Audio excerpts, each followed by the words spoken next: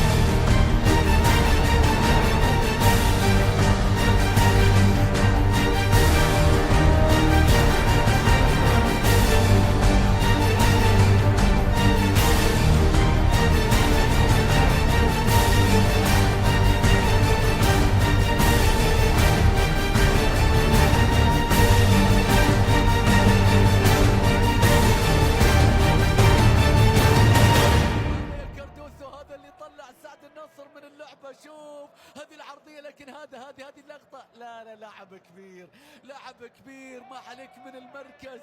فيليبي كاردوسو صفقة شتاء بحثا عن ربيع لفريق النجمة يا كنترولك. شوف اللقطة، شوف المايسترو، هدف بدأ من حارس وانتهى للحارس الآخر. لا النجمة اليوم مرة أخرى مشتاقون للكثير من هذه اللحظات. يا كريستيانو رونالدو ياخذ نفس في هذه اللحظات، تركيز امام حارس المرمى الواضح في الصورة فيكتور براغا.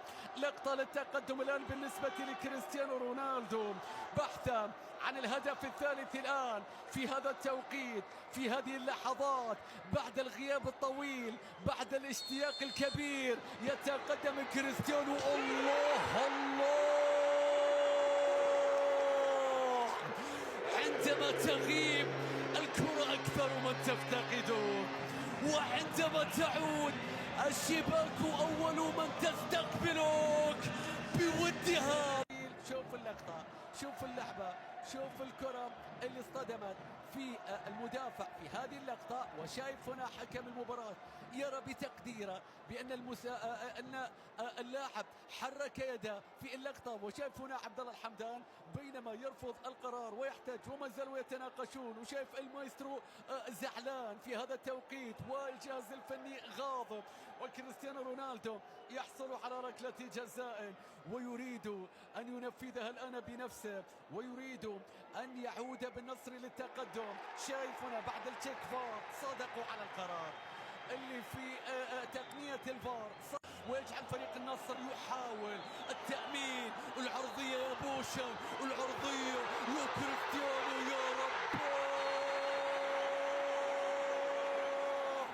مستحيل اللقطة. هل ألغي الهدف يا كريستيانو؟ طيب الإنهاء، طيب الإنهاء، مش ممكن يا كريستيانو.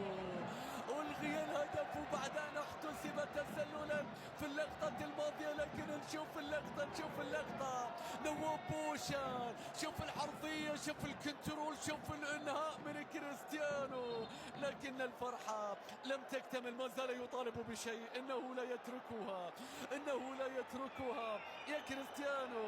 هل نشاهد عودة في هذه اللقطة؟ شوف هذا حكم المباراة والعودة لاحتساب الهدف، نشوف ونتابع يا كريستيانو، هل يحتسب هذا الهدف أم أنه كان قرارا سليما؟ نشوف الآن هذه اللقطة 3-2، إلا إذا كان للفار رأي آخر في التشيك فار. الآن مشاهدينا متابعينا،